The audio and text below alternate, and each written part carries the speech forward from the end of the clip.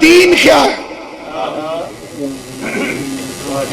امام نے فرمایا دین 5 خصلتوں کا نام ہے۔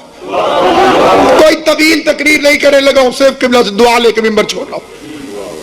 دین 5 خصلتوں کا نام ہے۔ مالا کون کون سی؟ فرمایا پہلی قیام الصلاۃ، نماز کو قائم کر۔ توجہ ہے یا نہیں؟ بولنا زبان سے سار نہیں رہا۔ پہلی ہے قیام الصلاۃ، نماز کو قائم کر۔ دوسری زکوٰۃ ادا کر۔ تیسری بیت اللہ کا حج کر۔ چوتھی ماہ رمضان کے روزے رکھ۔ پانچویں ولایت علی ابن ابی طالب۔ اس بندے نے پوچھا مولا ان 5 میں سب سے زیادہ ضروری کیا ہے؟ اور پھر خود کہنے لگا نماز۔ امام نے فرمایا نہیں۔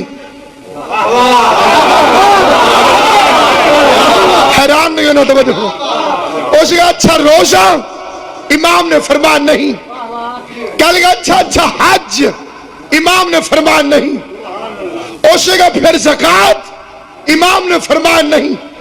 وہ چپ کر گیا۔ علی ولی اللہ کا وارث بول پڑا۔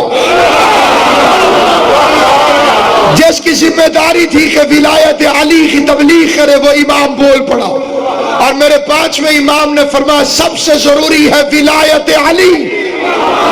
اس بندے کے چہرے کا رنگ اڑ گیا، اس بندے کا منہ کھول گیا، حیران ہو کے کہتے ہیں واہ مولا، نماز اللہ کی ہے، روزہ اللہ کا ہے، زکوٰۃ اللہ کے لیے ہے، حج اللہ کے لیے ہے۔